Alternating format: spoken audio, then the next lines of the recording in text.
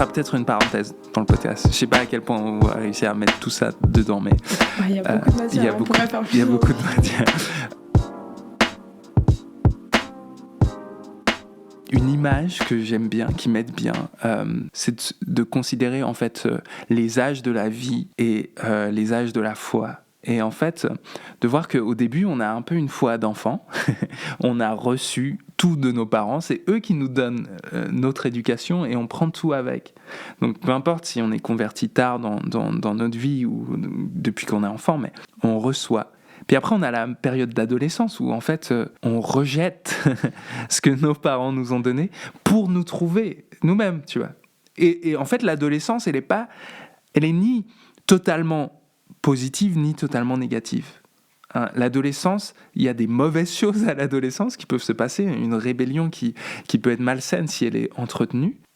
Et en même temps, il y a une bonne chose, c'est qu'en fait, à travers l'adolescence, tu t'individues, tu peux t'approprier les choses. Donc, à travers le rejet du christianisme, des fois, et c'est ce que tu as vécu, en fait, et c'est ce que j'ai vécu aussi, c'est à travers le rejet de plusieurs croyances fondamentales qui étaient dans ma vie, j'ai pu avoir la liberté en fait d'aller explorer d'autres choses.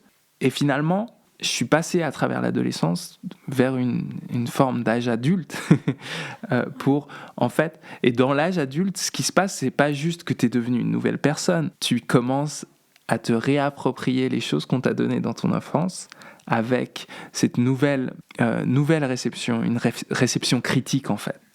Et je trouve cette image assez intéressante qui montre que en fait la vie de foi, la vie intellectuelle, elle a quelque chose qui fait de la place au doute comme une forme d'adolescence, tu vois, qui nous permet en fait de passer à travers une certaine période de crise pour s'approprier en fait les choses d'une manière critique, d'une manière nouvelle, d'une manière où on peut dire oui totalement. Ouais, c'est trop intéressant ça. Le parallèle entre le processus d'individualisation que tu passes à l'adolescence et le processus de maturation de la foi, en fait, qui doit aussi être ébranlé pour pouvoir être solidifié. Parce que tu peux pas juste répéter ce que t'as dit ton pasteur ou tu vois ou tes parents. Il faut que ça devienne le tien, propre. Et donc, pour ça, il va falloir vivre l'épreuve du feu.